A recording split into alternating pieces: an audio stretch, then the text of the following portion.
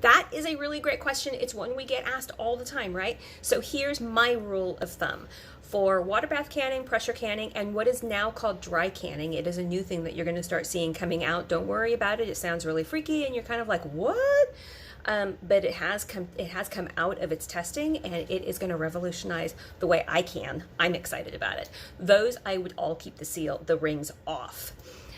For dry goods canning, what I am now calling dry goods, the flour, the grains, the beans, everything like that, the legumes, everything, pasta, I keep the rings on. That's because they have a very high rate of failure. But if they fail, I mean, you've sucked all the oxygen out of them. If they fail after the first year, I mean, you've had that thing with absolutely no bugs in it and no oxygen in it for 1 year. Anything has pretty much died in that thing. But say your seal fails, but you still have the ring on it, you're still going to be good.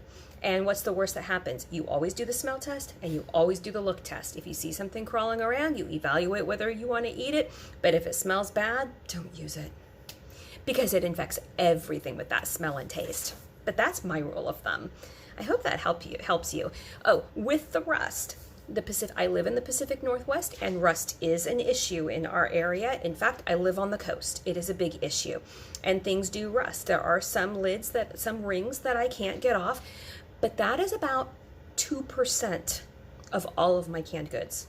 So I'm not worried about it, because I've always figured out how to get the jars off eventually, the rings off eventually, and then all of those rings and the lids that rust, they have never rust enough to where my food is bad. And then I turn those around and use them in the garden for art or projects or labels or whatever like that. I hope that helps you.